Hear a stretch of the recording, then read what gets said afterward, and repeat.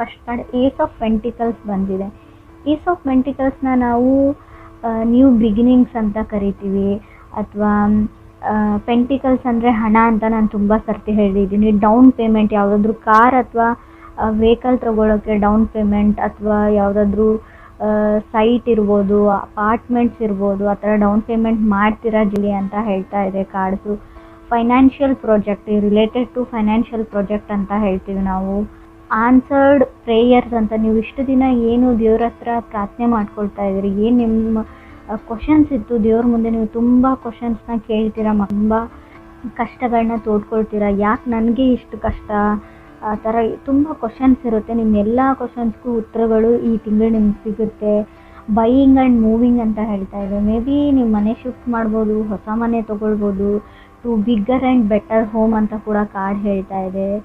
ನಿಮ್ಮ ರಿಲೇಷನ್ಶಿಪ್ಪು ಮನಿ ಜೊತೆ ತುಂಬ ಚೆನ್ನಾಗಿರುತ್ತೆ ಅಂತ ಪೆಂಟಿಕಲ್ಸ್ ಹೇಳುತ್ತೆ. ಸೊ ಯಾವಾಗಲೂ ಅಷ್ಟೇ, ಹಣನ ನಾವು ಹೇಗೆ ಟ್ರೀಟ್ ಮಾಡ್ತೀವಿ ಅದೇ ಥರ ಹಣ ನಮಗೆ ಟ್ರೀಟ್ ಬ್ಯಾಕ್ ಮಾಡುತ್ತೆ ಅಂತ ಹೇಳ್ತೀವಿ. ಅದಕ್ಕೆ ನಾವು ಜಾಸ್ತಿ ವ್ಯಾಲ್ಯೂ ಕೊಟ್ಟಿಲ್ಲ ಅಂದರೆ ಅದು ಕೂಡ ನಮ್ಗೆ ವ್ಯಾಲ್ಯೂ ಕೊಡೋಲ್ಲ. ಸೊ ಸ್ವಲ್ಪ ಹಣದ ಬಗ್ಗೆ ಅಲಕ್ಷ್ಯ ಮಾಡಬೇಡಿ ಅಂತ ಹೇಳುತ್ತೆ. ಸೆಕೆಂಡ್ ಕಾರ್ಡ್ ನನಗೆ 6 ಆಫ್ ಸೋರ್ಡ್ಸ್ ಬಂದಿದೆ. ಸೊ 6 ಆಫ್ ಸೋರ್ಡ್ಸ್ನ ನಾವು ಫ್ಯಾಮಿಲಿ ಕಾರ್ಡ್ ಅಂತ ಹೇಳ್ತೀವಿ, ಕಿಡ್ಸ್ ಅಂತ ಹೇಳ್ತೀವಿ. ಸೊ ಸ್ಟಾರ್ಟಿಂಗ್ ಫ್ರಮ್ ಸ್ಕ್ರ್ಯಾಚ್ ಅಂತ ಹೇಳ್ತೀವಿ. ರಿಲೋಕೇಟ್ ಆಗ್ತೀರಾ ನಿಮ್ಮ ಪಾರ್ಟ್ನರ್ಸ್ ಜೊತೆ, ನಿಮ್ಮ ಲೈಫ್ ಚೇಂಜ್ ಮಾಡ್ಕೊಳ್ತೀರಾ, ಲೈಫ್ ಸ್ಟೈಲ್ ಚೇಂಜ್ ಆಗುತ್ತೆ. ಬಿಕಾಸ್ ಆಫ್ ನೀವು ಬೇರೆ ಸ್ಟೇಟಿಗೆ ಟ್ರಾವೆಲ್ ಮಾಡ್ತಾ ಇದ್ದೀರಾ, ಅಥವಾ ಫಾರಿನ್ ಲ್ಯಾಂಡ್ಗೆ ಟ್ರಾವೆಲ್ ಮಾಡೋ ಪ್ಲ್ಯಾನ್ಸ್ ಇದೆ ನಿಮಗೆ, ಅಥವಾ ಫಾರಿನ್ ಲ್ಯಾಂಡಿಂದ ನೀವು ಮದುವೆಗೆ ಟ್ರೈ ಮಾಡ್ತಾ ಇದ್ದಾರೆ. 6 ಆಫ್ ಸೋರ್ಡ್ಸ್, ಫಾರಿನ್ ಲ್ಯಾಂಡಿಂದ ನಿಮಗೆ ಆಫರ್ಸ್ ಬರೋ, ಇನ್ವಿಟೇಷನ್ಸ್ ಬರೋ ಚಾನ್ಸಸ್ ಇದೆ ಮದುವೆಗೋಸ್ಕರ ವೆಯ್ಟ್ ಮಾಡ್ತಾ ಇರೋರಿಗೆ. ಅಥವಾ ಫಾರಿನ್ ಲ್ಯಾಂಡಿಂದ ಅಥವಾ ಬೇರೆ ಸ್ಟೇಟಿಂದ ಮೆಸೇಜು ಅಥವಾ ಟೆಕ್ಸ್ಟು ಸೊ ನಿಮ್ಮ ಡೈಲಿ ಬರುತ್ತೆ ಅಂತ ಕೂಡ ಕಾರ್ಡ್ ಹೇಳ್ತಾ ಇದೆ. ಥರ್ಡ್ ಕಾರ್ಡ್ ನನಗೆ 2 ಆಫ್ ಸೋರ್ಡ್ಸ್ ಬಂದಿದೆ. ತುಂಬ ಕ್ರಾಸ್ ರೋಡ್ಸ್ ಅಂದರೆ ತುಂಬ ಕಷ್ಟಗಳು, ತುಂಬ ಕಷ್ಟದ ದಾರಿಯಿಂದ ನಡೆದು ಬಂದಿದ್ದೀರಾ ಇಲ್ಲಿವರೆಗೂ. ಇವಾಗ ಹೇಗೆ ನನ್ನ ಲೈಫ್ನ ಚೇಂಜ್ ಮಾಡ್ಕೊಳ್ಳಿ ಅಂತ ಕೆಲವರು ಯೋಚನೆ ಮಾಡ್ತಾ ಇದ್ದಾರೆ. ಅನ್ಸರ್ಟನಿಟಿ ಇನ್ನೂ ಇದೆ ಲೈಫಲ್ಲಿ, ಯಾವುದು ದೃಢವಾಗಿಲ್ಲ ಅಂತ ನಿಮಗೆ ಅನ್ನಿಸ್ತಾ ಇದೆ. ಆವಾಗ ನೀವೇನು ಮಾಡ್ತೀರಾ, ಸೊ ಯಾವುದಾದ್ರೂ ಬೇರೆ ಊರಿಗೆ ಅಥವಾ ಬೇರೆ ಜಾಗಕ್ಕೆ, ಬೇರೆ ಮನೆಗೆ ಶಿಫ್ಟ್ ಆದರೆ ನನ್ನ ಲೈಫ್ ಚೇಂಜ್ ಆಗುತ್ತಾ ಅಂತ. ಸೊ ಆ ಥರ ಯೋಚನೆ ಮಾಡಿಬಿಟ್ಟು ನಿಮ್ಮ ಬ್ಯಾಗ್ನ ಪ್ಯಾಕ್ ಮಾಡಿಕೊಂಡು ಬೇರೆ ಕಡೆ ಹೋಗ್ತೀರಾ. ಸೊ ಅಲ್ಲಿ ಹೋದ್ಮೇಲೂ ಕೂಡ ನಿಮಗೆ ಸ್ವಲ್ಪ ದಿನ ಅನ್ಸರ್ಟನಿಟಿ ಫೀಲ್ ಆಗುತ್ತೆ, ಅಥವಾ ನಿಮ್ಮ ಮನೆಯವರಿಂದ ಅಥವಾ ನಿಮ್ಮ ವೈಫಿಂದ, ಹಸ್ಬೆಂಡಿಂದ, ನಿಮ್ಮ ಫ್ಯಾಮ್ಲಿಯಿಂದ ಸ್ವಲ್ಪ ದಿನದ ಮಟ್ಟಿಗೆ ನೀವು ದೂರ ಇರಬೇಕಾಗುತ್ತೆ ಅಂತ ಕೂಡ ಕಾರ್ಡ್ ಹೇಳುತ್ತೆ. ಫೋರ್ತ್ ಕಾರ್ಡ್ ನನಗೆ ವೀಲ್ ಆಫ್ ಫಾರ್ಚೂನ್ ಬಂದಿದೆ. ಸೊ ನೀವು ಡಿಸೈಡ್ ಮಾಡಿದ್ದೀರಾ, ಸೊ ನಿಮ್ಮ ಡ್ರೀಮ್ಸ್ ಕಡೆಗೆ ಹೋಗಬೇಕು ಅಂತ. ಬಟ್ ನಿಮಗೆ ನಿಮ್ಮ ಡ್ರೀಮ್ಸ್ ಮೇಲೆ ಭರವಸೆ ಇಲ್ಲ, ಸೊ ನಿಜ ಆಗುತ್ತೋ ಇಲ್ವೋ ಅಂತ, ಅದ್ರ ಮೇಲೆ ಫೇತ್ ಇಲ್ಲ ನಿಮಗೆ ಅಂತ ಹೇಳ್ಬೋದು. ಸೊ ಬಟ್ ನೀವು ಫ್ರೀ ವೀಲ್ ಇದ್ದೀರಾ, ಯಾವುದಾದ್ರೂ ಡಿಸಿಷನ್ನ ತೊಗೊಳ್ಬೋದು. ಸೊ ಅದೇ ಡಿಸಿಷನ್ ಅಂತ ಅಲ್ಲ, ಲೈಫ್ ಸೆಕ್ಯೂರಿಟಿ ನೋಡ್ಕೊಳ್ಳ ಅಥವಾ ನನ್ನ ಡ್ರೀಮ್ಸ್ ನೋಡ್ಕೊಳ್ಳ ಅಂತ ಅನ್ನಿಸ್ಬೋದು. ಒಂದು ಕನೆಕ್ಷನಲ್ಲಿ ನಿಮಗೆ ಇಬ್ಬರು ಆಪ್ಷನ್ಸ್ ಬರುತ್ತೆ ಅಥವಾ ಆಲ್ರೆಡಿ ಇದ್ದಾರೆ ಲೈಫಲ್ಲಿ. ಸೊ ಈ ಕಡೆ ನಿಮಗೆ ಡ್ರೀಮ್ಸ್ ಮ್ಯಾನ್ ಆರ್ ಗರ್ಲ್ ಇದ್ದಾರೆ, ಈ ಕಡೆ ನಿಮ್ಮ ಲೈಫ್ ಸೆಕ್ಯೂರಿಟಿ ಆ್ಯಂಡ್ ವಿಸ್ಡಮ್ ಇದೆ. ಯಾವುದನ್ನು ಚೂಸ್ ಮಾಡ್ಕೊಳ್ಳಿ ಅನ್ನೋ ಕನ್ಫ್ಯೂಷನ್ಸ್ ಇದೆ. ಬಟ್ ನಿಮಗೆ ದೇವರ ಹತ್ರ ಪ್ರೇಯರ್ಸ್ ಮಾಡ್ಕೊಳ್ಳಿ. ನಿಮಗೆ ಗೊತ್ತು, ಯಾವುದಾದ್ರೂ ಒಂದು ರೂಪದಲ್ಲಿ ಇಂಡಿಕೇಶನ್ಸ್ನ ಯಾವಾಗಲೂ ದೇವರು ನಿಮಗೆ ತೋರಿಸಿದ್ದಾನೆ, ಇನ್ನು ಮುಂದೆನೂ ತೋರಿಸ್ತಾನೆ ಅಂತ ಕೂಡ ಕಾರ್ಡ್ಸೇ ಹೇಳ್ತಾ ಇದೆ. 5th ಕಾರ್ಡ್ ಚಾರೆಟ್ ಕಾರ್ಡ್ ಬಂದಿದೆ. ಫಾರ್ವರ್ಡ್ ಮೂವಿಂಗ್ ಅಂತ ಹೇಳ್ತೀವಿ, ಎಲ್ಲೂ ನಿಂತ್ಕೊಳ್ಳಲ್ಲ. ಚಾರೆಟ್ ಕಾರ್ಡ್ ಬಂದರೆ ಒಂದು ವೆಹಿಕಲ್ ತೊಗೊಳ್ತೀರಾ, ಇಲ್ಲ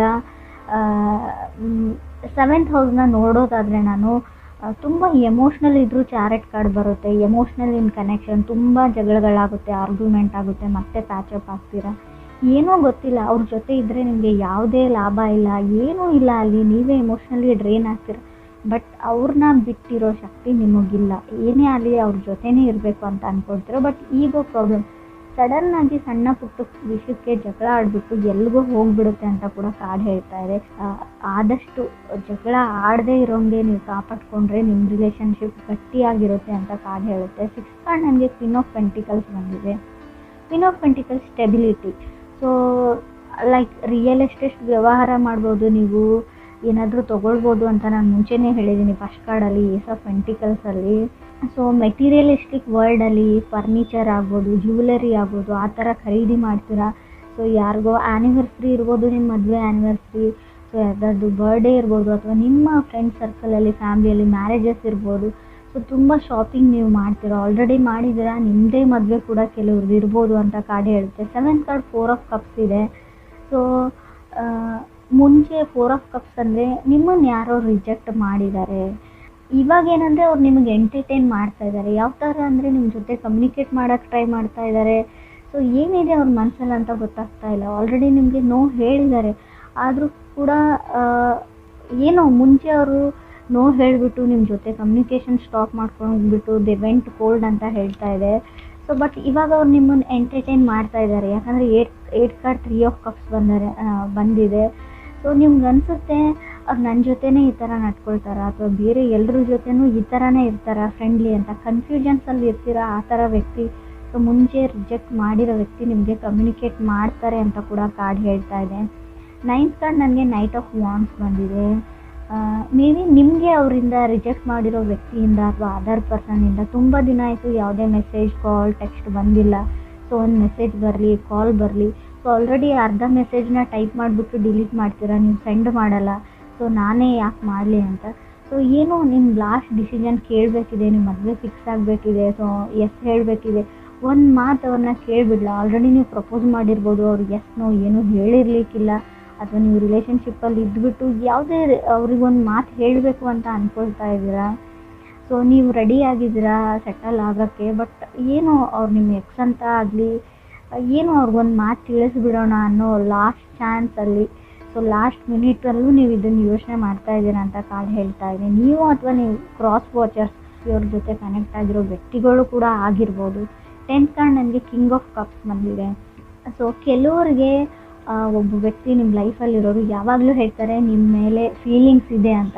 ಸೊ ಯಾವ ಥರ ಫೀಲಿಂಗ್ಸ್ ಅಂತ ಗೊತ್ತಿಲ್ಲ. ಮೇ ಬಿ ನೀವು ಹೇಳ್ಬೋದು ಅದರ್ ಪರ್ಸನ್ ಮೇಲೆ ಫೀಲಿಂಗ್ಸ್ ಇದೆ ಅಂತ. ಸೊ ಅವರು ಯಾವುದನ್ನೂ ಕರೆಕ್ಟಾಗಿ ದೃಢವಾಗಿ ಹೇಳೋಕ್ಕೆ ತಯಾರಿಲ್ಲ. ಸೊ ಫೀಲಿಂಗ್ಸ್ ಇದೆ, ನಿಮ್ಮ ಜೊತೆ ಇರ್ತೀನಿ, ಒಂದು ಸ್ಟೆಪ್ ಮುಂದೆ ಹೋಗ್ತೀನಿ, ರಿಲೇಷನ್ಶಿಪ್ಪಲ್ಲಿ ಇರೋಣ ಅಂತ ಹೇಳೋಕ್ಕೂ ರೆಡಿ ಇಲ್ಲ. ಸೊ ಮೇ ಬಿ ಆ ಪರ್ಸನ್ಗೆ ತುಂಬ ರೆಸ್ಪಾನ್ಸಿಬಿಲಿಟೀಸ್ ಇದೆಯೋ ಅಥವಾ ನಿಮಗೆ ರೆಸ್ಪಾನ್ಸಿಬಿಲಿಟೀಸ್ ಇದೆಯೋ ಗೊತ್ತಿಲ್ಲ. ಇನ್ನೂ ಕೆಲವರಿಗೆ ನಾನು ಅವ್ರಿಗೆ ಹೇಳ್ತೀನಿ, ಆಲ್ರೆಡಿ ಸೆಕೆಂಡ್ ಮ್ಯಾರೇಜಿಗೆ ಟ್ರೈ ಮಾಡ್ತಾ ಇರ್ಬೋದು ನೀವು, ಎಂಗೇಜ್ಮೆಂಟ್ ಬ್ರೇಕ್ ಆಗಿರ್ಬೋದು ಕೆಲವರಿಗೆ. ಯಾಕಂದರೆ ಕ್ವೀನ್ ಆಫ್ ಪೆಂಟಿಕಲ್ಸ್ ಮತ್ತು 4 ಆಫ್ ಕಪ್ಸ್ 3 ಆಫ್ ಕಪ್ಸ್ ಬಂದಿದ್ರೆ 3 ಆದಮೇಲೆ 4 ಆದಮೇಲೆ 3 ಬಂದಿದ್ಮೇಲೆ 4 ಕಂಪ್ಲೀಟ್ ಆದಮೇಲೆ ಮತ್ತೆ 3 ಆಗಿದೆ. ನೀವು ಕಪಲ್ಸ್ ಇರೋರು ಮತ್ತೆ ಸಿಂಗಲ್ ಆಗಿದ್ದೀರಾ ಅಂತ ಅನಿಸುತ್ತೆ. ತುಂಬ ಕಷ್ಟ ಆಗಿರೋದು ಬಿಟ್ಬಿಡಿ, ಮುಂದಕ್ಕೆ ಹೋಗಿ ಅಂತ ನಾವು ತುಂಬ ಹೇಳ್ತೀವಿ. ಆದರೂ ಕೂಡ ಆ ಪರ್ಸನ್ ಮೇಲೆ ನಿಮ್ಗೊಂದು ಹೋಪ್ ಇದೆ ಅಂತ ಹೇಳುತ್ತೆ. ಸೊ ಖಂಡಿತವಾಗ್ಲೂ ಲಾ ಆಫ್ ಅಟ್ರಾಕ್ಷನ್ನ ನೀವು ಟ್ರೈ ಮಾಡಿ. ಯಾವ ಥರ ಅಂದರೆ ಆಲ್ರೆಡಿ ಆ ಪರ್ಸನ್ ನಿಮ್ಮ ಹತ್ತಿರ ಇದ್ದಾನೆ, ಅವ್ರ ಜೊತೆ ನೀವು ಸಂತೋಷದ ಟೈಮ್ನ ಕಳೀತಾ ಇದ್ದೀರಾ, ಅವ್ರು ನಿಮಗೆ ಕಾಲ್ ಮಾಡ್ತಾ ಇದ್ದಾರೆ, ಅವ್ರ ಜೊತೆ ಮಾತಾಡ್ತಾ ಇದ್ದೀನಿ ಅನ್ನೋ ಫೀಲಿಂಗಲ್ಲಿರಿ. ಖಂಡಿತ ಆ ವ್ಯಕ್ತಿ ನಿಮಗೆ ಕಾಲ್ ಬ್ಯಾಕ್ ಮಾಡೇ ಮಾಡ್ತಾರೆ. ಸೊ ಮೆಸೇಜ್ ಕೂಡ ಮಾಡೇ ಮಾಡ್ತಾರೆ ಅಂತ ಕೂಡ ಕಾರ್ಡ್ಸ್ ಹೇಳ್ತಾ ಇದೆ. ಸೊ ನಿಮಗೆ ತುಂಬ ಟ್ರಾವೆಲ್ ಆಪರ್ಚುನಿಟೀಸ್ ನಿಮಗೆ ಸಿಗುತ್ತೆ. ಸೊ ಖಂಡಿತ ನಿಮ್ಗೆ ಅನಿಸ್ಬೋದು ನಾನು ಇರೋ ಜಾಗದಿಂದ ಬೇರೆ ಜಾಗಕ್ಕೆ ಹೋಗಲ್ಲ, ಪ್ಲೇಸಿಗೆ ಹೋಗಲ್ಲ ಅಂತ ಅನಿಸುತ್ತೆ. ಸೊ ನೀವಿರೋ ಜಾಗದಿಂದ ನೀವಿರೋ ಮನೆಯಿಂದ ಬೇರೆ ಕಡೆ ಹೋಗಿ ನೋಡಿ, ಹೊಸ ಜನಗಳ ಜೊತೆ ಬೆರೆತು ನೋಡಿ. ನಿಮಗೇನೋ ಹೊಸ ಆಪರ್ಚುನಿಟಿ, ಹೊಸ ಒಂದು ಬಾಗಿಲು ಓಪನ್ ಆಗುತ್ತೆ. ನಿಮ್ಮ ಲೈಫ್ ಹಿಂಗೂ ಇದೆಯಾ, ಇದೇ ಥರನೂ ಇರ್ತಾರ ಜನ ಅನ್ನೋ ಎಕ್ಸ್ಪೀರಿಯೆನ್ಸು ನೀವು ಮಾಡ್ತೀರಾ. ತುಂಬ ಮೂಡಿ ಆಗಿಬಿಡಿ. ಸೊ ನನಗೆ ಯಾರ ಜೊತೆನೂ ಮಾತಾಡಲ್ಲ, ನನ್ನ ಲೈಫ್ ಇಷ್ಟೇ, ಸೊ ಯಾವಾಗಲೂ ನನಗೆ ಕೆಟ್ಟದ್ದೇ ಆಗುತ್ತೆ, ಆ ಥರ ಯೋಚನೆ ಮಾಡೋದನ್ನು ಬಿಟ್ಬಿಡಿ ಅಂತ ಹೇಳುತ್ತೆ. ಆದಷ್ಟು ಹಣನ ಸೇವ್ ಮಾಡಿ ಅಂತ ಹೇಳ್ತೀನಿ. ಲವ್ಲೆಸ್ ರೀಡಿಂಗ್ ಆಗಿರ್ಬೋದು, ಬಟ್ ನಾನು ರೀಡಿಂಗಲ್ಲಿ ಏನು ಬರುತ್ತೆ ಅದನ್ನು ಹೇಳ್ತೀನಿ. ಯಾರನ್ನೋ ನಂಬ್ತಾ ಇದ್ದೀರಾ, ಸೊ ಆಲ್ರೆಡಿ ದುಡ್ಡು ಕೊಟ್ಟಿದ್ದೀರಾ, ಸೊ ಇವಾಗಲೂ ದುಡ್ಡು ಕೊಡ್ತಾ ಇದ್ದೀರಾ, ನನ್ನ ಕಣ್ಮುಂದೆ ಬರ್ತಾ ಇದೆ ಅದು.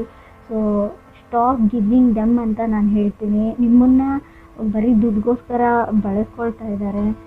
ಅವ್ರು ತುಂಬ ಒಳ್ಳೆ ವ್ಯಕ್ತಿನೂ ಆಗಿರ್ಬೋದು, ಬಟ್ ಅದೇ ದುಡ್ಡಿನ ವಿಷಯಕ್ಕೆ ಫ್ಯೂಚರಲ್ಲಿ ನಿಮಗೆ ಮನಸ್ತಾಪಗಳು ಬರ್ಬೋದು. ಸೊ ನಿಮ್ಮ ಹತ್ರ ದುಡ್ಡು ಇಲ್ಲ ಅಂತ ಹೇಳಿಬಿಟ್ಟು ಹಿಂದಕ್ಕೆ ಸರ್ಕೊಳ್ಳೋಕೆ ಟ್ರೈ ಮಾಡಿ.